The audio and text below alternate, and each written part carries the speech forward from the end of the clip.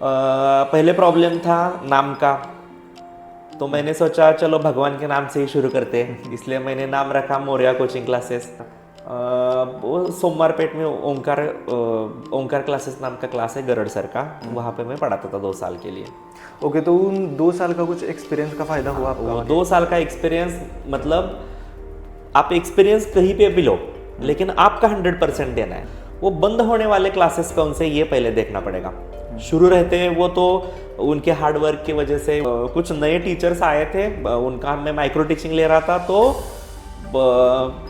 बच्चों ने उन्हें इतना तंग किया मतलब क्वेश्चंस इतने पूछे कि वो टीचर जगह पे रोने लगी। तो आपके पास वो नॉलेज भी होना चाहिए, बेचने की कला भी आनी चाहिए। ये अगर आपके पास होगा तो ही आप कोचिंग इंडस्ट्री में कदम रखिए। 10 लाख टू 16 लाख इनके बीच में होता है, 10 लाख टू 16 लाख। Okay. और ये मेरी बात हो गई और हमारे फीस भी थोड़ी कम है, स्कूल सेक्शन का ट्यूशन है। अगर आप हायर क्लासेस को जाओगे 11th 12th या इंजीनियरिंग वगैरह, ओके, तो मैंने ऐसे भी कई ट्यूशंस देखे, उनका एनुअल कलेक्शन 17 करोड़ तक का है। नमस्कार दोस्तों, स्वागत है आपका एक और नए वीडियो में। इस वीडियो में हम जानने वाले होंगे ऑफलाइन कोचिंग बिजनेस हम कैसे स्टार्ट कर सकते हैं और उसको सक्सेसफुली कैसे रन कर सकते हैं। और मैं एक गारंटी देना चाहूंगा आपको दोस्तों, ऐसा वीडियो आपको पूरे YouTube पर नहीं मिलने वाला है। और दूसरा प्रॉमिस ऐसा दोस्तों कि इस वीडियो को लास्ट तक देखते तक आपको सारी जो क्वेरीज है, क्वेश्चंस है ऑफलाइन बिजनेस स्टार्ट करने के रिगार्डिंग, सारी डाउट आपके क्लियर हो जाएंगे। तो इस वीडियो को लास्ट तक जरूर देखना दोस्तों। बहुत बहुत धन्यवाद। तो नमस्कार दोस्तों, स्वागत है आपका एक और नए वीडियो में। और अगर आज आप इस वीडियो को लास्ट तक देखते हो तो मैं आपको एक प्रॉमिस करना चाहूँगा। वो प्रॉमिस ऐसा है कि बिजनेस जो होता है coaching, online offline coaching business का, तो उसको आप सक्सेसफुली कैसे रन कर सकते हो। क्योंकि आज हमारे गेस्ट है श्री राहुल थोरात सर, जो कि मौर्या कोचिंग क्लासेस कराड़ में जिसने 15 साल तक राज किया था, उस क्लास के ओनर है थोरात सर। तो सर, स्वागत है आपका हमारे कोचिंग पॉडकास्ट में। Thank you. तो सर, सबसे पहले आपसे एक सवाल पूछना चाहूँगा कि आपकी ये जर्नी थी कोचिंग क्लास की, वो स्टार्ट्स कहाँ से होती? पहले मैं बताना चाहूँगा, मैं राहुल थोरात कराड़ का रहने वाला हूँ। मेरा क्वालिफ़िकेशन है MSc मैथमेटिक्स और मैं पिछले करीब 21 ईयर्स से कोचिंग इंडस्ट्री में हूँ। जब मैं SY BSc में था तभी से मैंने कोचिंग स्टार्ट किया, लेकिन मेरे पास ग्रेजुएशन का सर्टिफिकेट नहीं था, इसलिए मैं दूसरों के ट्यूशन में पढ़ाया करता था। पहले 2 साल मैंने दूसरों के लिए पढ़ाए। जब भी मेरा ग्रेजुएशन का सर्टिफिकेट मेरे हाथ में आया तो मैंने खुद की कोचिंग सेंटर शुरू किया। पहले प्रॉब्लम था नाम का। तो मैंने सोचा चलो भगवान के नाम से ही शुरू करते हैं, इसलिए मैंने नाम रखा मौर्या कोचिंग क्लासेस। अभी मैं थोड़ा सा फेमस हो गया था, और जब मैंने खुद का शुरू किया तो फर्स्ट डे मुझे 21 एडमिशन्स हुए थे फर्स्ट डे में। मतलब गणेश जी का जो शुभ अंक होता है 21, तो वो उन्होंने मुझे दिया, 21 एडमिशन का प्रसाद दिया। और ऐसा करते करते पहले साल मेरे 100+ एडमिशन्स हो गए थे पहले ही साल में। उसके बाद मैं ग्रो करता गया। पहले मैं अकेला था और मैं 2 सब्जेक्ट्स पढ़ाता था, मैथ्स और साइंस। उसके बाद में जैसे जैसे स्ट्रेंथ बढ़ती गई वैसे वैसे मेरे जो स्टूडेंट्स थे वो मैथ्स, साइंस और इंग्लिश 3 सब्जेक्ट के लिए मैक्सिमम ट्यूशन लगाते हैं लोग। तो 2 सब्जेक्ट मेरे पास होते थे, लेकिन इंग्लिश सब्जेक्ट का प्रॉब्लम था, तो इंग्लिश के लिए ये लोग दूसरों के पास जाते थे पढ़ने के लिए, वहाँ ट्यूशन लगाते थे। लेकिन जब मेरी स्ट्रेंथ बढ़ती गई तो सारे लोगों की स्ट्रेंथ फुलफिल हो गई थी, वो मेरे स्टूडेंट के लिए जगह नहीं था, इसलिए मैंने फिर इंग्लिश सब्जेक्ट शुरू किया। और वहाँ से मैंने 5th to 10th सारे सब्जेक्ट्स हमारे यहाँ ही शुरू किए। मैंने क्या किया था, 5 स्ट्रेंथ जब बढ़ी तो 5th to 7 के लिए अलग स्टाफ रखा था और 8 to 10 के लिए अलग स्टाफ रखा था। ऐसे में तकरीबन 6 लोगों का हमारा स्टाफ था और 6 लोगों से ही हम हमारा पूरा वर्क डन करते थे। ये कौन से साल में आपका एस्टेब्लिश हुआ था क्लास? 2005 में मेरा ओपनिंग था, लेकिन मैं 2003 से पढ़ा रहा हूँ। 2 साल मैंने दूसरों के पास काम किया और 2005 से मैं खुद का बिजनेस चला रहा हूँ। ओके, तब कौन से क्लास में काम करते थे आप? वो सोमवारपेट में ओंकार क्लासेस नाम का क्लास है गरड़ सर का, वहाँ पे मैं पढ़ाता था 2 साल के लिए। ओके, तो उन 2 साल का कुछ एक्सपीरियंस का फायदा हुआ आपका? वो 2 साल का एक्सपीरियंस मतलब आप एक्सपीरियंस कहीं पे भी लो, लेकिन आपका 100% देना है। प्रामाणिक से काम करो, आप अपने वर्क के प्रति प्रामाणिक रहो, तो रिजल्ट आपको मिलना है, सक्सेस आपको 100% मिलना ही है। राइट। तो सर, हमारी फाइनेंशियल एजुकेशन सीरीज़ की यही मोटो होता है कि जो भी सक्सेसफुल लोग हैं उनके क्या क्या क्वालिटीज़ होती है। तो उनमें से मैंने एक कॉमन क्वालिटीज़ देखी है कि वो कोई भी काम करने से पहले उसका स्टडी करते, एक्सपीरियंस लेते, जैसे आपने लिया। सर को 2 ईयर का एक्सपीरियंस था टीचिंग का, इसलिए ही उनका जो क्लास है वो बहुत तेज़ी से ग्रो करता गया और सर को नॉलेज भी थी और अपने काम के प्रति सर ने ऑनेस्टी से वो काम आगे बढ़ाया। इसलिए सर का जो क्लास की पॉपुलैरिटी है वो धीरे धीरे बहुत तेज़ी से बढ़ती गई। तो सर, एक अगर बहुत सारे लोग होते हैं उनको खुद का कोचिंग स्टार्ट करना होता है, हाँ। तो वो कोचिंग क्लास प्रॉपरली कैसे स्टार्ट कर सकते हैं? एक बात बताओ, पूरे इंडिया में हर साल हजारों मतलब 1000 की तादाद में क्लासेस ओपन होते हैं और 1000 की तादाद में क्लासेस बंद होते हैं। वो बंद होने वाले क्लासेस कौन से, ये पहले देखना पड़ेगा।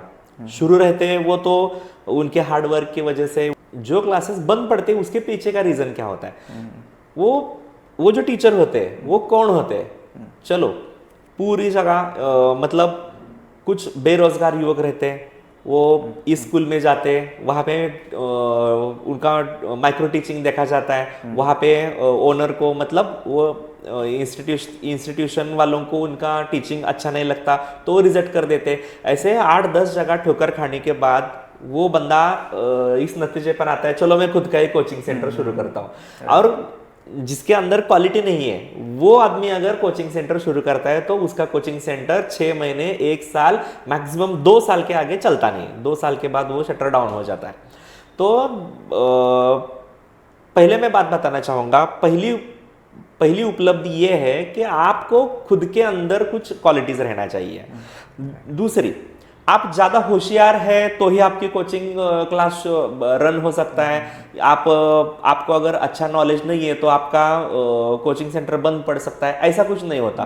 कोचिंग इज एन आर्ट, ये एक कला है। ये कला जिसके पास भी होती है उसका कोचिंग सेंटर अच्छे से ग्रो होता है। और जब आप एक हाथ बिजनेस को 2 साल 3 साल देते हैं तो अपने आप आपकी नॉलेज भी बढ़ जाती है और आपके बिजनेस के प्रति आपका लगाव भी बढ़ जाता है। तो 2 साल या 3 साल आपको वहाँ पे स्ट्रगल करना पड़ता है। मतलब पहली बात ये हुई कि आपके पास अच्छी क्वालिटीज होनी चाहिए, आपके वर्क के प्रति ऑनेस्ट होने चाहिए। तीसरी बात, आपको टीचिंग की कला आनी चाहिए। और फोर्थ जो है वो आपके पास पेशेंस चाहिए, क्योंकि ये बच्चे तो छोटे होते हैं, छोटे बच्चे तंग भी करेंगे आपको, तो आपको पेशेंस रखना पड़ेगा और उसको टैकल करना आना चाहिए। बच्चे शरारती होते हैं, कुछ बच्चे तो उनको कुछ नहीं आता, रीडिंग करना नहीं आता, 9th स्टैंडर्ड तक जाते हैं बच्चे लेकिन रीडिंग नहीं आता। तो आपको वो पेशेंस रखनी चाहिए कि ये बच्चा, इसके लिए मैं क्या क्या वर्क करूँगा, वो वर्क भी आपको डिज़ाइन करना आना चाहिए। एक क्लास में अगर 40 स्टूडेंट्स है तो 40 स्टूडेंट की तकरीबन 10-15 क्वालिटीज होती है, 10-15 टाइप के स्टूडेंट्स होते हैं। तो हर स्टूडेंट का टाइप देख के आपको उसके ऊपर वर्क करना पड़ेगा, वो आपको आना चाहिए। यही कला है। आप कई स्टूडेंट्स क्या करते हैं सर कि टीचर की टांग खींचते हैं। हाँ। तो मतलब ये टीचर को आता है कि नहीं, ये इन डेप्थ नॉलेज है कि नहीं। हाँ। तो ऐसी टांग खींचने का आपको कभी एक्सपीरियंस आया है क्या? हाँ, टांग खींचने वाले तो बहुत बच्चे होते हैं। मतलब जब नया टीचर क्लास के ऊपर आता है पढ़ाने के लिए, तो मेरा एक्सपीरियंस ऐसा था कि कुछ नए टीचर्स आए थे, उनका मैं माइक्रो टीचिंग ले रहा था। तो बच्चों ने उन्हें इतना तंग किया मतलब क्वेश्चंस इतने पूछे कि वो टीचर जगह पे रोने लगी। 10 मिनट आपसे बात करता है तो बच्चों को पता चलता है इसकी क्वालिटी क्या है, तो उसे रिस्पॉन्स देते हैं। अगर उनको एक ही बात में पता चला कि बाबा ये कुछ हमारे लेवल का नहीं है कि मतलब इसके पास हमें पढ़ना ही नहीं है क्योंकि इसकी क्वालिटी तो कुछ अच्छी नहीं लग रही, तो आपको तंग करेंगे, 100% तंग करेंगे। ओके, तो कोई भी अगर ऑफलाइन कोचिंग क्लास है उसको स्टार्ट करने के लिए एक राइट अप्रोच क्या हो सकती है सर? कोचिंग क्लास शुरू करने के लिए अगर आपका अप्रोच ऐसा है मुझे कहीं पर भी जॉब नहीं मिल रही तो चलो कोचिंग क्लासेस से स्टार्ट करते हैं, ऐसा अगर अप्रोच होगा तो आपकी कोचिंग क्लास चलेगा नहीं। राइट, अगर आपका अप्रोच ही ऐसा है कि मुझे पढ़ाना ही है, मैं बिजनेस में ही जाने वाला हूँ और मुझे नॉलेज का ही बिजनेस करना है। बिजनेस तो बहुत सारे मतलब आर्टिकल्स बेच के, मतलब वस्तुएं बेच के खरीद के आप पैसा कमा सकते हैं, वो अलग हो गया। लेकिन हमारे यहाँ बेचना क्या है, हमें हमारा नॉलेज बेचना है, तो आपके पास वो नॉलेज भी होना चाहिए, बेचने की कला भी आनी चाहिए। ये अगर आपके पास होगा तो ही आप कोचिंग इंडस्ट्री में कदम रखिए, ऐसा माना जाता है। हाँ। तो इसके लिए एक उस शिक्षक में अच्छी क्वालिटीज और उसका कैरेक्टर भी अच्छा होना चाहिए। Yes, तो yes. कौन सी ऐसी 3 क्वालिटीज उस टीचर में होनी चाहिए एक बेहतर और आइडियल टीचर होने के लिए?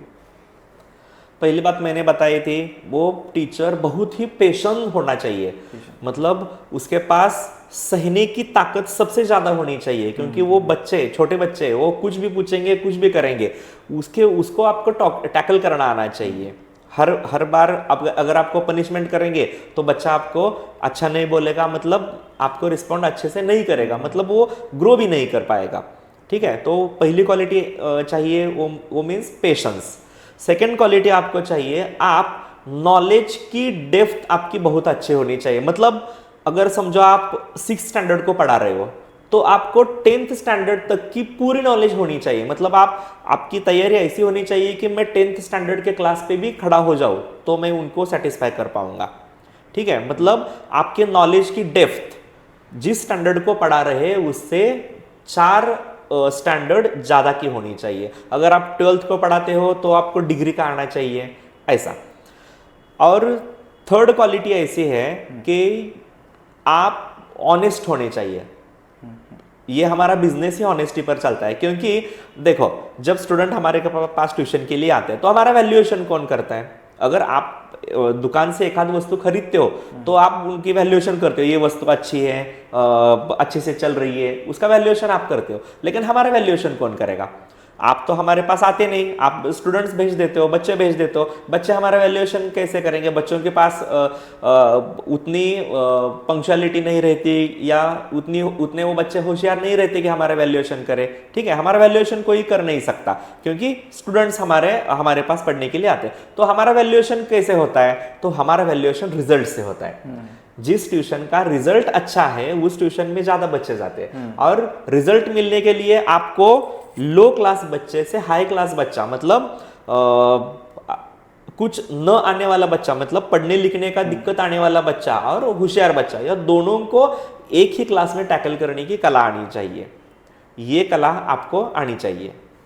तो सर अभी पहले आपने कहा कि एक व्यक्ति का कितना इंटेलिजेंस है इससे मैटर नहीं करता, पर एक टीचिंग एक कला है, it is an art. Yes. So वो आर्ट क्या होती है, वो कैसे हम पढ़ा सकते हैं जिससे कि स्टूडेंट्स बोले कि नहीं इस सर की डिग्री नहीं हम देखेंगे, टीचिंग देखेंगे। Yes. तो वो कैसा सिखाना होता है वो?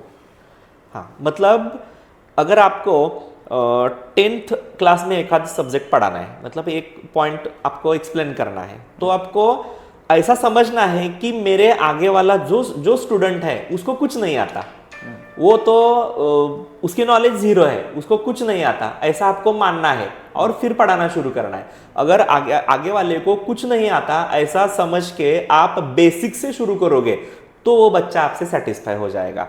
Right, okay. मतलब अगर बेसिक से स्टार्ट किया जाए तो बेसिक से स्टार्ट करो और फिर एडवांस तक जाओ तो आपको बच्चे रिस्पॉन्ड करेंगे। बेसिक के लिए आपके वो जो कमजोर स्टूडेंट है वो आपकी तरफ ज्यादा ध्यान देंगे, और जब आप एडवांस पे जाओगे तो आपके होशियार बच्चे आपकी तरफ अट्रैक्ट हो जाएंगे। मतलब सारे स्टूडेंट को आप समानता से न्याय दे सकते हो। यहाँ ऐसा भी कहा जाता है सर कि जो टीचर होता है उसको स्टोरी टेलिंग भी आनी चाहिए, क्योंकि कैसा होता है कि लेक्चर के दरमियान बहुत सारे स्टूडेंट्स होते हैं वो बोर होते हैं। हाँ। और एक आधा चुटकुला, अगर एक आधा जोक आपने Yes, मार yes, दिया yes, तो वो बहुत मतलब फ्रेश हो जाते हैं, उसके बाद में आपकी टीचिंग पर वो ध्यान देना स्टार्ट करते हैं। तो उसके लिए क्या ट्रिक्स होती है, कौन सी स्टोरी, कौन सी जोक ऐसा मारना होता है? हाँ, एक स्टूडेंट की मैक्सिमम 40 मिनट्स तक कैपेसिटी होती है, वो एकाग्रता से आपकी तरफ देख सकता है। मतलब 40 मिनट्स के ज़्यादा का अगर आप लेक्चर ले रहे हो, मतलब बड़े बच्चों के लिए लेना पड़ता है, सिलेबस कवर नहीं होता है इसलिए। 10th के लिए वैसा करना पड़ता है, 12th के लिए भी करना पड़ता है, और कॉम्पिटिटिव एग्जाम के लिए भी वैसा करना पड़ता है। 40 मिनट्स से ज़्यादा के लेक्चर्स लेने पड़ते हैं। 40 मिनट्स तक बच्चा नॉन स्टॉप आपके तरफ ध्यान दे सकता है, मतलब उसको आपका कंसेप्ट समझ में आ सकता है। लेकिन 40 मिनट्स के बाद उसके पेशेंस थोड़े वीक हो जाते हैं, वो आपके तरफ ध्यान नहीं देता, मतलब वो इधर उधर देखेगा, मतलब कंसंट्रेट नहीं करेगा। तो आपको उनका जो कंसंट्रेशन है वो वापस अपनी तरफ खींचने के लिए उनको थोड़ा एंटरटेन करना पड़ेगा। अगर मैथ्स वाला है तो वो क्या जोक सुना सकता है। एक आध आप अगर आपके अंदर जो कला है, अगर आप अच्छे सिंगर हो तो आप एक आध सॉन्ग भी बीच में गा सकते हो। या एक आध स्टूडेंट अगर कुछ शरारती बच्चे होते हैं, उनके आप शरारत कर सकते हो, उसको कुछ चुटकुला भी कर सकते हो। हाँ, उसको उस पर आप जोक कर सकते हो। सारे लोग बच्चे हंसने पड़ेंगे। बच्चे फ्रेश हो जाने के बाद एक 5 मिनट आप इस प्रोसेस में गंवा सकते हो, और 5 मिनट के बाद फिर वो बच्चे जब फ्रेश हो जाएंगे, उनका माइंड फ्रेश हो जाएगा, तब आप आगे से स्टार्ट कर सकते राइट। आप उसके लिए वो स्टैंड अप कॉमेडियंस देख सकते हो, या फिर हमारे जो किर्त, एक्चुअली मैं जब टीचिंग को स्टार्ट किया था तो मैं देखता था बहुत ज़्यादा इंदुरीकर महाराज को। तो उनका जो मतलब बोलने का स्टाइल है, वो जैसे जोक्स क्रैक करते वैसे मैंने भी सीखा, तो मुझे मेरी टीचिंग में बहुत ज़्यादा इम्प्रूवमेंट दिखा था। उसके बाद में स्टूडेंट बोलने लगे, सर आप बहुत अच्छा सिखाते हो, आपने जो आप बोलते हो वो सीधा दिमाग में जाता है, उसका रिवीजन करना भी नहीं पड़ता। क्यों? क्योंकि हम ऐसी शैली में सिखाते हैं कि जिससे एंटरटेन भी हो और उस बच्चे के दिमाग में हम जो सिखा रहे वो भी जाए। ये दो चीज़ें अगर आप मैनेज कर पाओ तो एक आप बेस्ट टीचर हो सकते हो। यस।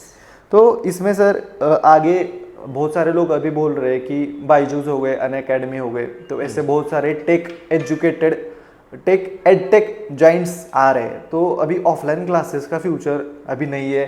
बहुत ज़्यादा लोग ऑनलाइन पढ़ रहे, फिजिक्स वाला हो गए, तो ऑनलाइन पढ़ रहे, ऑफलाइन क्लास अब नहीं चल सकते। तो इस पर आपके क्या विचार है?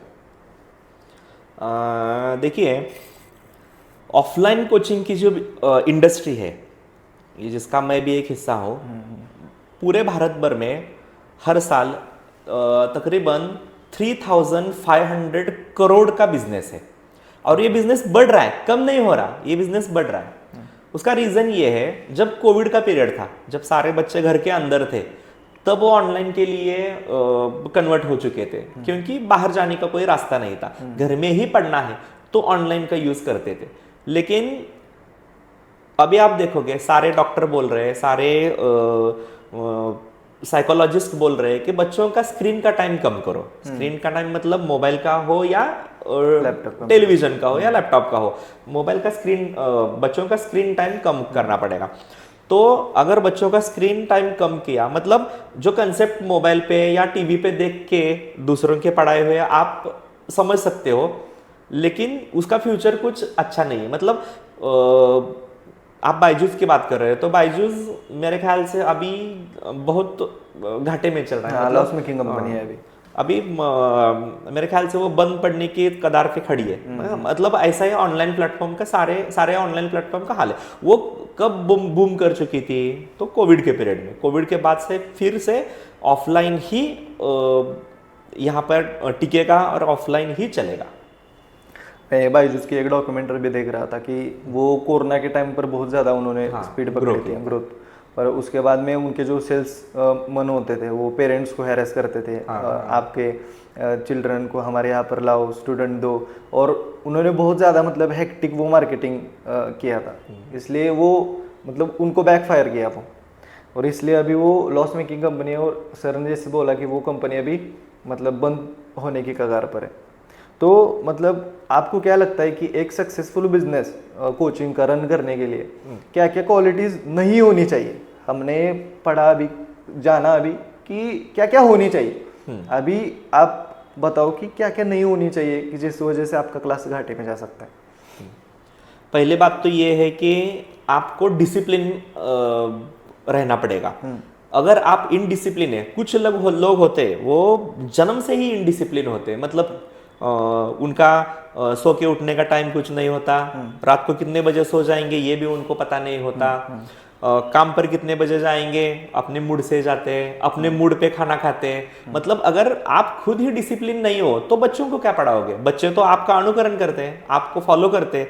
आपको डिसिप्लिन होना पड़ेगा। अगर आप डिसिप्लिन नहीं हो तो बच्चे भी आपको एक्सेप्ट नहीं करेंगे, मतलब आपका बिजनेस ग्रो नहीं होगा, क्योंकि इसमें डिसिप्लिन बहुत ही, अगर आपका 7 का लेक्चर है, सुबह के 7 का लेक्चर है, तो आपको मैक्सिमम 7:05 मतलब 5 मिनट आप लेट शुरू कर सकते हो, लेकिन आप 20 मिनट्स 30 मिनट्स लेट से अगर लेक्चर शुरू कर रहे हो तो एक साल आपका कोचिंग सेंटर चलेगा, अगले साल आपके अपने आप आपको पता चल जाएगा कि आपके स्टूडेंट्स कम हो रहे हैं। मतलब डिसिप्लिन होना बहुत ही जरूरी है। दूसरी बात, आपको हर वक्त इकोनॉमी पे ध्यान नहीं देना पड़ेगा। मतलब अगर आपके पास 100 स्टूडेंट्स हैं तो आपको समझ लेना चाहिए 100 में से 80 स्टूडेंट ही मुझे पैसे देने वाले हैं। Okay. मतलब 20 स्टूडेंट्स हैं, मतलब 20% का लॉस आपको पहले मानकर चलना है। मान के चलना चाहिए, क्योंकि वो कुछ गरीब स्टूडेंट होते हैं, उनको भी आपको फ्री में पढ़ाना पड़ेगा, और कुछ होशियार स्टूडेंट होते हैं वो पढ़ाई में अच्छे हैं लेकिन उनके बैकग्राउंड, उनका फैमिली का अच्छा नहीं होता, तो उनको भी आपको उसी फ्लो में फ्री ऑफ कॉस्ट पढ़ाना पड़ेगा। मतलब ये आपको हर वक्त इकोनॉमी नहीं देखनी चाहिए। कुछ लोग होते हैं, मतलब पेरेंट्स को मुदत देते हैं कि आप 15 दिन में फीस भर दीजिए, 1 महीने में फीस भर दीजिए, और जब उनकी ड्यू डेट खत्म होती है तो वो सीधा बच्चों को ट्यूशन सेंटर से निकाल देते हैं। तो ऐसा आपको नहीं करना पड़ेगा। इससे आपका क्या होता है, मार्केट में आपका नाम खराब हो जाता है, और एक बार नाम खराब हो गया तो आपको फिर से वो नाम वापस पाने के लिए बहुत दिक्कत हो जाएगी। ठीक है, राइट। तो जैसे सर ने बताया कि क्या क्या क्वालिटीज़ नहीं होनी चाहिए, क्योंकि एक बहुत ज़्यादा इंपॉर्टेंट है वो डिसिप्लिन।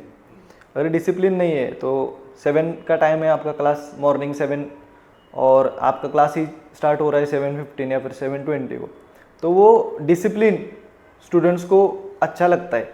अगर टाइम पर काम नहीं हो रहा है तो धीरे धीरे आपके स्टूडेंट्स कम होते चले जाएंगे, और एक दिन ऐसा आएगा कि आपका क्लास बंद हो जाएगा। तो सर, एक क्लास स्टार्ट करने के लिए एक स्टूडेंट है या फिर एक सैलरीड पर्सन है, वो पार्ट टाइम में ये कर सकता है क्या? हाँ, पार्ट टाइम में भी कर सकता है। अगर आपको आप मानो 11 से 5 जॉब कर रहे हो तो 11 से पहले कर सकते हो, 5 के बाद कर सकते हो। मतलब ये आपकी कैपेसिटी के ऊपर है। मतलब Okay. आपकी फिजिकल स्ट्रेंथ उतनी होनी चाहिए, मेंटल स्ट्रेस उतना आपको सहना आना चाहिए। क्योंकि 11 से 5 काम करके अगर आप 5 बजे पूरे ही थक जाते हो तो उसके बाद आप जब भी लेक्चर पे खड़े हो जाओगे तो आपका माइंड फ्रेश होना चाहिए। माइंड जब फ्रेश होगा तब फिजिकली आप फ्रेश होंगे। Okay. मतलब आपका फिजिक और माइंड दोनों फ्रेश होनी चाहिए। वो आपकी फिजिकल कैपेसिटी जितनी है उसके ऊपर वो डिपेंड करता है। कुछ लोग हैं, मतलब मैं भी जब मैं बूम था, मतलब जब मेरे अच्छे दिन चल रहे थे, मतलब ज्यादा स्ट्रेंथ थी मेरे पास, तो मैं 11 आवर्स भी पढ़ाता था। लेकिन अब मैं 8 घंटे से ज्यादा पढ़ाता हूँ तो मैं थक जाता हूँ। मतलब ये आपके फिजिकल स्ट्रेंथ के ऊपर भी कि आप कितनी पढ़ा सकते हो। अगर आपकी फिजिकल स्ट्रेंथ अच्छी है तो आप सुबह भी कर सकते हो, तो बीच में एक हाथ जॉब करके शाम को भी कर सकते हो। मतलब पार्ट टाइम के लिए आपको 100% पॉसिबल है। ओके, तो फीस स्ट्रक्चर क्या होना चाहिए ऑफलाइन फीस क्लास? आपका आपकी सिटी, वहाँ का इनकम सोर्स, और वहाँ पे पेरेंट्स, मतलब वो आपको मार्केट स्टडी करना पड़ेगा। मार्केट में स्टडी करके आपको पता चलेगा यहाँ का इनकम कितना है, एवरेज इनकम वहाँ के लोगों का कितना है, उससे आप और दूसरों से कंपेयर करके भी आप अपना फीस स्ट्रक्चर, उसके लिए क्या कॉम्पिटिटर्स की फीस कितनी है ये देखना पड़ता है। कॉम्पिटिटर की आपको जानकारी रहनी ही चाहिए, तभी आप इसमें टिक पाओगे। हर कॉम्पिटिटर की जानकारी आपको होनी चाहिए। तो अभी 8वीं 9वीं और 10वीं, मतलब हम अगर आप बता पाओ तो क्या क्या हमें फीस स्ट्रक्चर रखना चाहिए?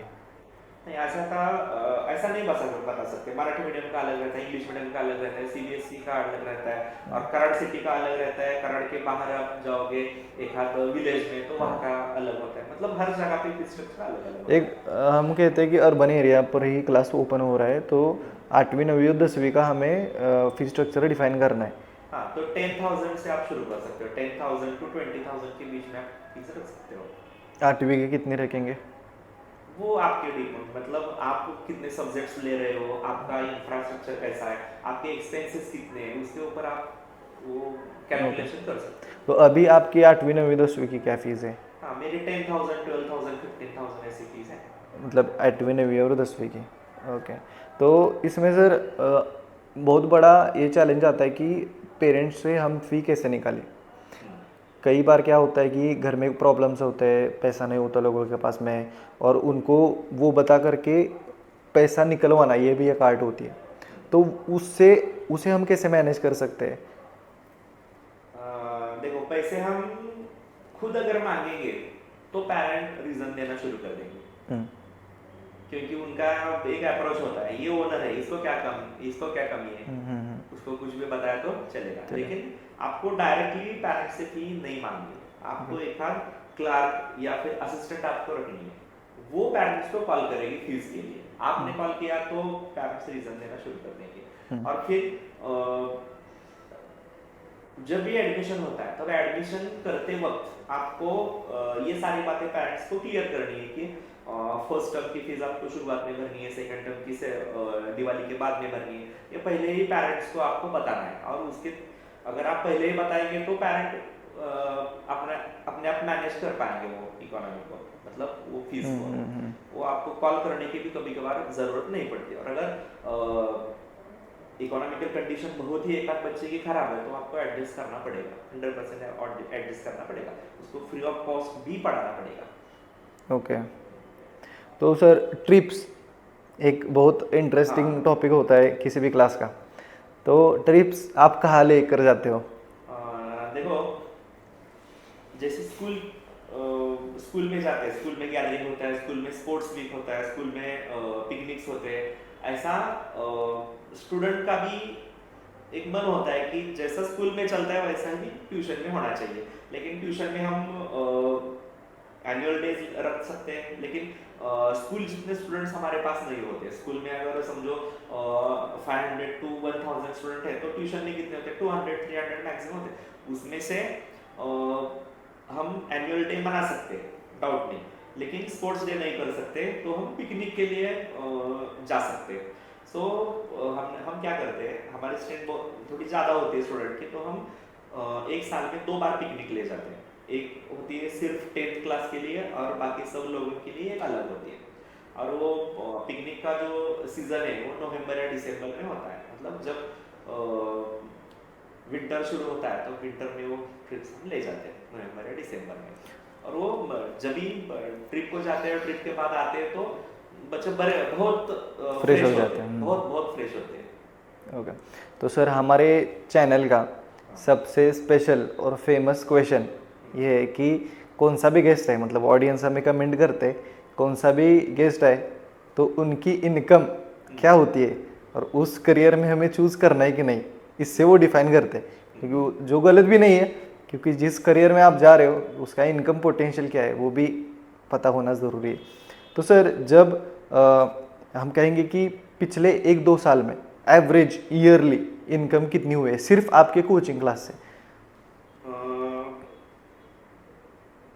इनकम का बोले तो कलेक्शन का मैं बोलूँगा। कलेक्शन तो हर साल मतलब 10 लाख टू 16 लाख इनके बीच में होता है। 10 लाख टू 16 लाख। Okay. और ये मेरी बात हो गई।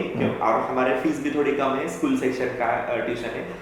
अगर आप हायर क्लासेस को जाओगे 11th 12th या इंजीनियरिंग वगैरह, ओके, तो मैंने ऐसे भी कई ट्यूशंस देखे, उनका एनुअल कलेक्शन 17 करोड़ तक का है। मतलब पैसे के लिए ही काम कर रहे हो तो आपको ज्यादा पैसा 11th 12th या इंजीनियरिंग में मिलेगा। 10th तक फीस स्ट्रक्चर बहुत ही वीक होता है, कम होता है, इसलिए आपकी इकोनॉमी भी वैसी ही रहेगी। एक्चुअली मैं एज ए टीचर पूछ रहा हूँ कि फिजिक्स हो या फिर केमिस्ट्री हो वो हाँ। और मैथ्स हो, 11th 12th का सिखाने के लिए थोड़ा डिफिकल्ट है क्या? नहीं नहीं, ऐसा कुछ नहीं है उसका। मतलब सिलेबस आप 11-12 को पढ़ाते हो तो आपको एक ही सब्जेक्ट पढ़ाना है, और कुछ कुछ जगह पे तो फिजिक्स 1 के लिए अलग टीचर है, फिजिक्स 2 के लिए अलग टीचर है, ऐसा सैचुरेशन है। लेकिन आप स्कूल सेक्शन में जाओगे तो काम ज्यादा करना पड़ेगा, क्योंकि वो बच्चे अनपढ़ है, मतलब उनका बेसिक क्लियर नहीं होता, काम ज्यादा करना पड़ता है, उनको संभालना पड़ता है। 11-12 के डिसिप्लिन बच्चे होते हैं, उनको समझ होती है, इसलिए उनको काम करना बहुत ही सिंपल है। लेकिन छोटे बच्चों को पढ़ाना बहुत ही डिफिकल्ट है, उनका रिजल्ट आना चाहिए, और आपको दो दो सब्जेक्ट भी लेने पड़ते हैं। अगर मैथ्स वाला हो तो साइंस वाला अलग टीचर रखा तो चलता है, कुछ मैक्सिमम जगह पे तो मैथ्स और साइंस एक ही टीचर पढ़ाता है, तो मतलब डबल काम करना पड़ता है। लेकिन इकोनॉमी उससे ज़्यादा जनरेट नहीं होती।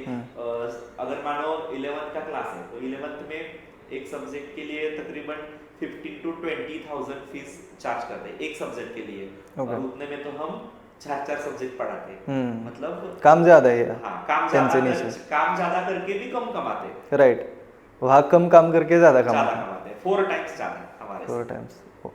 तो अभी अगर हमारे ऑडियंस में एक जन बैठा है, उसको 11-12 को टारगेट कर रहा है वो टीचिंग के लिए, तो उसको उसकी क्वालिफिकेशन क्या होनी चाहिए? अगर क्वालिफिकेशन नहीं भी है, डिग्री नहीं भी है उसके पास में, तो सिर्फ उसकी टीचिंग स्किल से क्या वो सिलेक्ट हो सकता है क्या? नहीं हो सकता, क्योंकि 11-12 के लिए आपको सिर्फ बोर्ड एग्जाम या टीचिंग पे ध्यान नहीं रखना पड़ता, आपको नीट का भी और जेई का, एनडीए एंट्रेंस का, इन सब का आपको कोचिंग का मतलब वो जो मैटर है वो आपको आना चाहिए। और वो कब आएगा? जब आपका क्वालिफिकेशन अच्छा होगा। आपने पढ़ा ही नहीं तो आप पढ़ाएंगे कैसे? आपने सीखा ही नहीं तो सिखाओगे कैसे? इसलिए आपको पहले वो सीखना पड़ेगा। मतलब आपकी क्वालिफिकेशन तो अच्छी होनी ही चाहिए। क्वालिफिकेशन अगर हो तो ही आपको टीचिंग अच्छे से समझ सकती है। बेसिक रिक्वायरमेंट क्या है क्वालिफिकेशन की? हाँ, मतलब जो स्कूल में होता है वैसा। अगर आप ग्रेजुएट हो तो 10th तक पढ़ा सकते हो, पोस्ट ग्रेजुएशन किया हुआ है तो आप 11-12 पढ़ा सकते हो। पोस्ट ग्रेजुएशन किया तो 11-12। तो अगर साइंस सिखाना है तो एमएससी होना ज़रूरी है। हाँ, 11-12 के लिए आपको मतलब एमएससी होना ज़रूरी है, और वो बेसिक क्राइटेरिया रहता है। जूनियर कॉलेज के लिए अगर कोई आप इंटरव्यू होते हैं या फिर प्रोफेसर की भर्ती निकलती है जूनियर कॉलेज में, तो उनका बेसिक क्वालिफिकेशन यही होता है, एमएससी बीएड, और जो स्कूल सेक्शन है उसके लिए बीएससी बीएड। ओके, बीएड के लिए कितने साल लगते हैं अभी? हाँ, बीएड अभी 2 साल का है, लेकिन न्यू एजुकेशन पॉलिसी में वो बीएड भी 4 साल का होने वाला है।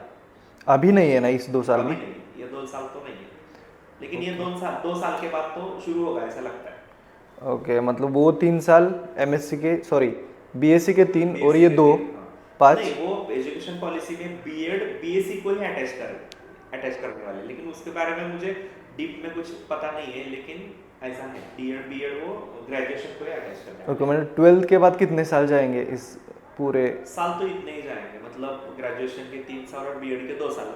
अभी 5 साल जाते हो, वहाँ पर भी 5 ही साल से जाएंगे। ओके, 12th के बाद वो डिग्री मिलने के बाद में, क्वालिफिकेशन होने के बाद जल्दी काम मिलेगा ऐसा तो नहीं है, आपको सर्चिंग भी करनी पड़ेगी। नहीं, सर्चिंग करनी पड़ेगी, आपको एक्सपीरियंस। अब देखो, आपको अगर ज्यादा सैलरी की जॉब चाहिए तो आपको एक्सपीरियंस मांगेंगे वो लोग, और एक्सपीरियंस एटलीस्ट कितने साल का देखते हैं? मतलब 2 साल का तो एक्सपीरियंस चाहिए। ओके, 2 इयर्स का तो मिनिमम होना चाहिए। हाँ। और वो एक्सपीरियंस आपको बड़ी इंस्टीट्यूट नहीं देती, इसलिए आपको छोटी इंस्टीट्यूट में 2 साल काम करना पड़ेगा, और उसके बाद आपको बड़ी इंस्टीट्यूट पे जॉब मिल सकती है अच्छी सैलरी की। ओके, आउट ऑफ क्यूरियोसिटी, उसकी मंथली इनकम क्या होती है? अगर टीचर है, फिजिक्स सिखा रहा है, तो उसको 11-12 ये दोनों सिखाने पड़ते हैं, राइट?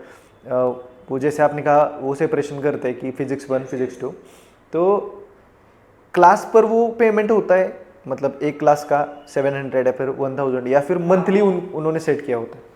सैलरीज वो दो टाइप की होती है। एक परमानेंट आदमी जो होता है उसको मंथली सैलरी मिलती है, और एक सीएचबी ऊपर भी आता है, मतलब क्लॉक आवर बेसिस, उसको घंटे के हिसाब से, मतलब लेक्चर के हिसाब से सैलरी मिलती है। लेकिन जो परमानेंट आदमी होता है उसको ट्यूशन में भी मेरे ख्याल से 25,000 से 2 लाख तक सैलरी मिल सकती है मंथली। और क्लॉक आवर बेसिस पर होता है उसको? हाँ, वो तो मतलब 15 to 20,000 तक जाता है एक क्लास का। मतलब एक लेक्चर का कितना? वो स्टूडेंट्स, नंबर ऑफ स्टूडेंट्स के ऊपर डिपेंड करता है। अगर आपकी बैच बड़ी है तो वो ज़्यादा दे सकता है, कम है तो कम मिलेगा। एवरेज कितना होता है एक लेक्चर का? एवरेज 250 या 300 रुपीज़ तक होता है। 11-12 के भी? हाँ, मैंने सोचा कि एक 500-700 तो देते ही होंगे। वही तो नंबर ऑफ स्टूडेंट्स के ऊपर रहता है। ओके। जिसकी इकोनॉमी अच्छी वो ज़्यादा सैलरी देगा। हाँ हाँ, मतलब फ्लो ऑफ मनी जिसके पास ज़्यादा है Yes, वो। जिसका इनकम ज़्यादा है वही आपको ज़्यादा देगा। हाँ, मतलब यहाँ पर आपकी मेंटेलिटी कैसी होगी? 11-12 सिखाना है आपकी सिटी का, फॉर एग्जांपल पुणे सिटी है, उस सिटी में सबसे बेस्ट 11-12 का क्लास कौन सा है, वहाँ पर अगर आप जाओगे वो आपको नहीं लेंगे। क्यों? एक्सपीरियंस नहीं है आपके पास में। तो 1-2 साल का एक्सपीरियंस आपको छोटे इंस्टीट्यूशन में लेना है, उसके बाद में उनको अप्रोच करना है। फिर भी होगा कि नहीं, कुछ गारंटी नहीं है, क्योंकि उनके पास में ऑलरेडी एक्सपीरियंस टीचर होते हैं। वो माइक्रो टीचिंग ले गए। हाँ, उसमें क्या होता है माइक्रो टीचिंग में? हाँ, वो टीचिंग की टेस्ट होती है। मतलब आपको, आपके सामने स्टूडेंट्स नहीं होते, उनके जो पुराने वाले प्रोफेसर्स होते हैं वो आगे बैठते हैं और आप कैसे टीचिंग करते हो, मतलब आपके टीचिंग में जो छोटी छोटी क्वालिटीज़ होती है वो क्वालिटीज़ वो आप ऑब्जर्व करते हैं आगे बैठ के। ओके। पहले आपको उनको पढ़ाना है, उनको सेटिस्फाई करना है, बाद में आपको वो जॉब पर रखेंगे या नहीं वो डिसाइड करेंगे। ओके, नहीं, मुझे it's kind of difficult, because जब आप स्टूडेंट्स के आगे टीच कर रहे होते हो it is very easy to teach, but when you have professors to teach तो उनको ऑलरेडी नॉलेज है, वो ऑलरेडी एक एक चीज़ परखते हैं आपकी, तो उनके सामने सिखाना तो बहुत ही चैलेंजिंग है। आप कुछ भी टॉपिक अगर सिखाओगे वो डाउट्स निकालेंगे, आपको उनको सेटिस्फाई करना पड़ेगा। डाउट राइट, वो भी है। तो उसके ये टेस्ट होने के बाद में ही आप अच्छा पैकेज मिल सकता अर्न कर सकते हो। तो यही है सर, कोई भी फील्ड हो, कोई भी सेक्टर हो, आपकी अंदर क्वालिटी होनी चाहिए। आपको हार्डवर्क, ऑनेस्टी, ये सारी क्वालिटीज़ अगर आपके साथ में हो तो एजुकेशन हो, फाइनेंस हो, हेल्थ केयर हो, हर एक चीज़ में आप झंडा गाड़ सकते हो। सिर्फ आपके पास में क्वालिटी होनी चाहिए। आजकल सर लोग कहते हैं कि जॉब्स नहीं है, पर मैं ये कहना चाहूँगा कि अगर आपके पास में वो क्वालिटी है तो जहाँ पर जॉब्स नहीं मिलती उस भी एरिया में आप कुछ ना कुछ उखड़ जाओगे। तो आपके पास एक चीज़ होनी चाहिए कि कोई भी स्किल जो कि अभी डिमांड में है। तो मैं सर के साथ में भी पढ़ा चुका हूँ 1 साल, तो सर सिर्फ एक अच्छे टीचर है ऐसा नहीं, वो एक अच्छे बिजनेसमैन भी है।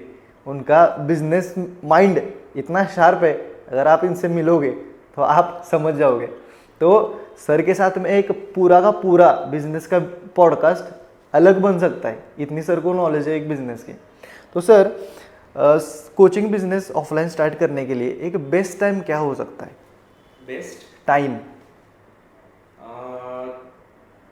मतलब हमारे महाराष्ट्र में तो टर्म शुरू होती है अप्रैल या मई से, मई मंथ से टर्म शुरू होती है। तो मई मंथ के पहले मतलब अप्रैल में आप कोचिंग स्टार्ट कर सकते हो। या फिर ये हो गए फर्स्ट टर्म, सेकंड टर्म नवंबर में स्टार्ट होती है, तो नवंबर से थोड़ा पहले मतलब अक्टूबर में आप प्लान कर सकते हो। मतलब अगर शुरू ही करना है तो अप्रैल या अक्टूबर। मतलब वो सेकंड टर्म स्टार्ट होने से थोड़े पहले, स्टार्ट होने से पहले या फर्स्ट टर्म स्टार्ट होने से पहले। ओके। मुझे लगता है फर्स्ट टर्म ही ठीक रहेगा, क्योंकि सेकंड टर्म में कोई भी आने का इंटरेस्ट नहीं दिखाएगा, चेंज होने का कुछ चांसेस थोड़े कम हो जाते हैं। हाँ वही। और फर्स्ट टाइम अगर वो कॉन्फिडेंस लूज हो गया तो वो थोड़ा डिफिकल्ट हो जाता है। इसलिए फर्स्ट सेम मतलब मार्च अप्रैल मंथ में अगर स्टार्ट आप कर लो तो वो बेहतर रहेगा। तो सर अभी स्टूडेंट्स की एग्ज़ाम आ रही है, अभी जनवरी फरवरी में पेपर होंगे 10th के, तो उनके लिए आप क्या सजेशन दे पाओगे? क्योंकि बहुत सारे लोगों की ये डिमांड होती है कि लास्ट के 2 मंथ्स में हम कैसा स्टडी करें, इस वजह से 95-97% स्कोर कर सकते हैं। तो आप क्या गाइडेंस देना चाहोगे? देखो,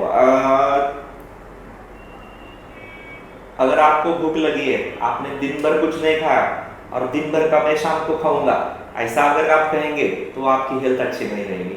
वैसे ही अगर आपने साल भर कुछ नहीं किया और आप बोलोगे मैं लास्ट के 2 मंथ्स में करूंगा और मैं टॉप आ जाऊंगा, ऐसा नहीं होता। आपको साल भर पढ़ना ही पड़ेगा और उसकी जो रिवीजन है वो आपको लास्ट के 2 मंथ्स में करनी है। आप नया कुछ सीखने जाओगे या इस लास्ट मंथ में या लास्ट 2 मंथ्स में, तो आपको वो बात मतलब ध्यान में रहेगी नहीं। आज पढ़ोगे और वो 4 दिन के बाद आप भूल जाओगे, क्योंकि आपके पास पढ़ने के लिए बहुत सारा मटेरियल है, मतलब सिलेबस बहुत ज़्यादा है, मैटर बहुत ज़्यादा और स्पैन बहुत कम है। इसलिए आपको क्या करना है, सिर्फ आपने साल भर जो किया है उसकी रिवीजन करनी है। इस दो मंथ्स में आपको रिवीजन करनी है और ज़्यादा से ज़्यादा पेपर प्रैक्टिस करनी है। आप जितने ज़्यादा पेपर सॉल्व करोगे उतने ज़्यादा आपके मार्क्स आएंगे। राइट, इसमें प्रैक्टिस भी बहुत मायने रखती है। मैंने 2 साल पहले एक वीडियो बनाया था, यहाँ पर आप आई बटन पर क्लिक करके वो वीडियो देख सकते हो। उसमें मैंने डिटेल में आपको बताया कि लास्ट के टाइम में आपको स्टडी कैसा करना होता है। भले आपके स्टार्ट के पीरियड में आपका ध्यान नहीं था लेक्चर में, आपने स्टडी नहीं किया, रिवीजन नहीं किया, कुछ नहीं किया, कोई दिक्कत नहीं, ये वीडियो देख लो, आपका पूरा का पूरा डाउट क्लियर हो जाएगा कि एग्जैक्ट स्टडी कैसे करना है और अच्छे परसेंटेज कैसे लाना है। तो सर, एक लास्ट मैसेज जो आप सारे स्टूडेंट को देना चाहोगे, जो 10th के हो, 12th के हो, या फिर कोई भी स्टूडेंट जो कि अपनी लाइफ में सक्सेसफुल होना चाहता है, तो उनके लिए आपका क्या एक लास्ट मैसेज रहेगा? लास्ट मैसेज मेरा यही रहेगा, आप ऑनेस्ट रहो अपने काम के प्रति, आप 100% सक्सेसफुल हो जाओगे। कौन सा भी काम करो, छोटा या बड़ा, कौन सा भी काम करो, हर काम में आपको सक्सेस मिलेगा, लेकिन आपको काम के प्रति ऑनेस्ट रहना पड़ेगा और उस काम का आपको स्किल सीखना पड़ेगा। जो छोटे छोटे स्किल्स होते हैं उस पर आपको फोकस करके उस काम के सारे स्किल सीखने पड़ेंगे, तभी आप सक्सेसफुल हो जाओगे। और आपको डिसिप्लिन रहना पड़ेगा, मतलब एक दिन काम अच्छे से किया, मैंने 12 घंटे आज